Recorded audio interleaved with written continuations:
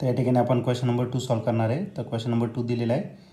With same initial condition and ideal gas expand from volume V1 to V2. सगळ्या ideal condition initial condition same दिलेलं आहे आणि ideal gas जो आहे तो एक्सपांड होतो V1 पासून तर V2 इन 3 डिफरंट वेज. तर वेगवेगळ्या पद्धतीने. तर पहिला आहे the work done by the gas is W1 if the process is isothermal. जर आयसोथर्मल प्रोसेस जर असेल तर त्यासाठी वर्क डन W1 इतकं आहे. ओके. W2 is isobaric. तर W2 हा वर्क डन राहील जेव्हा प्रोसेस ही कोणती राहील आयसोबॅरिक राहील. आणि W3 ॲडियाबॅटिक. आणि जी W3 प्रोसेस आहे ती ॲडियाबॅटिक प्रोसेस आहे. देन तर हा क्वेश्चन 2005ला आलेला होता. त्याच्या 4 ऑप्शनपैकी पहिले जे ऑप्शन आहे A W2 is greater than W1, W1 is greater than W3. B option आहे W2 is greater than W3 and W3 is greater than W1. C option आहे W1 is greater than W2 which is greater than W3.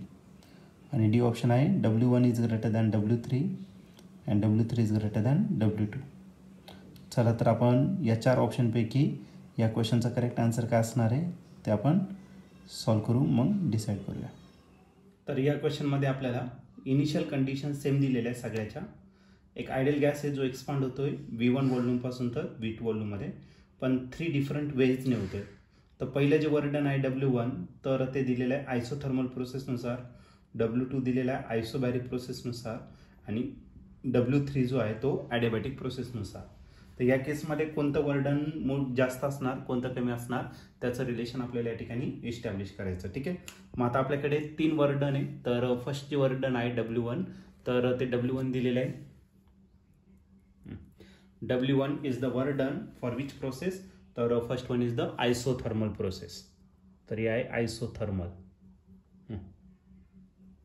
Isothermal जर घेतला तर T जो असणार temperature तो का असेल temperature is constant. T is constant. Okay. Isothermal process. आणि W2 जो दिलेला आहे तो W2 दिलेला आहे तुम्हाला आयसोबॅरिक प्रोसेस दिलेला आहे. आयसोबॅरिक मीन्स प्रेशर जो आहे प्रेशर इज कॉन्स्टंट. ओके. आणि W3 जो दिलेला आहे तो काय दिलेला आहे तुम्हाला ॲडियाबॅटिक प्रोसेस दिलेला आहे. ॲडियाबॅटिक प्रोसेसचा अर्थ ज्याच्यात हीट एक्सचेंज काय असतं सेम असतं. म्हणजे डेल्टा क्यू जर घेतला तर डेल्टा क्यू किती असणार 0. अशा 3 प्रोसेस दिलेल्या आहेत 3. आणि इनिशियल स्टेट सगळ्यांची काय दिलेली आहे तुम्हाला सेम. आणि वर्क डन आपल्याला फाईंड करायचं. मग एक काम करू, याच्यासाठी आपण PV डायग्राम या ठिकाणी ड्रॉ करणार. तर एक्स ॲक्सिसवरती आपण व्हॉल्यूम घेणार आणि वाय ॲक्सिसवरती काय घेणार तर प्रेशर घेणार. ठीक आहे. इनिशियल व्हॉल्यूम तुम्हाला दिलेला आहे V1 पासून तर तो एक्सपांड होतोय V2 पर्यंत. ओके. इनिशियल स्टेट सगळ्यांची सेम आहे. इथं कुठेतरी इनिशियल स्टेट असणार. इनिशियल स्टेट आपण ए ने रिप्रेझेंट करणार. तर पहिली जी आहे ती कोणती तर आयसोथर्मल प्रोसेस आहे. आयसोथर्मल प्रोसेस जर घेतलं तर या आयसोथर्मल प्रोसेससाठी हा जो PV आहे तो PV काय असतो PV is equal to NRT. पण टेम्परेचर कॉन्स्टंट आहे म्हणजे P इज इक्वल टू काय भेटेल PV is equal to constant. हे कोणासाठी झालं आयसोथर्मल प्रोसेससाठी PV is equal to constant.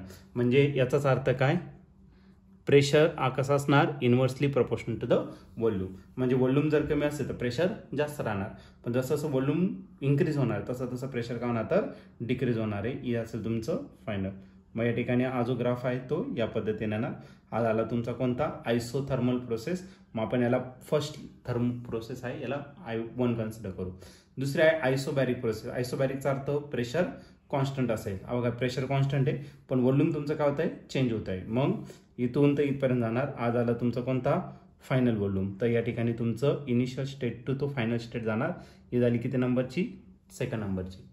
आणि थर्ड जी आहे ती कोणती येतात ॲडियाबॅटिक प्रोसेस. ॲडियाबॅटिक प्रोसेस जर घेतलं तर for adiabatic process PV raise to gamma ही काय असणार आहे कॉन्स्टंट असेल. गॅमा काय असतं स्पेसिफिक हीट रेशो. म्हणजे याचाच अर्थ काय हा प्रेशर आणि व्हॉल्यूम याच्यामध्ये इन्व्हर्सली रिलेशन असणार. पण pressure is inversely proportional to the volume raise to gamma म्हणजे स्पेसिफिक हीट रेशो. मग V रेश टू गॅमा आहे व्हॉल्यूम. म्हणजे हा जो ग्राफ आहे तो आणखीन डीप जाणार असा. ओके. आणि हा जो आहे तो कोणासाठी असणार तिसऱ्या कंडिशनसाठी म्हणजे आयसोबॅरिकसाठी. आता वर्क डन जर घेतलं तर वर्क डन काय असतो तर वर्क डन असतं एरिया अंडर ग्राफ. त्या ग्राफच्या अंडर किती एरिया त्याने कव्हर केलेला आहे.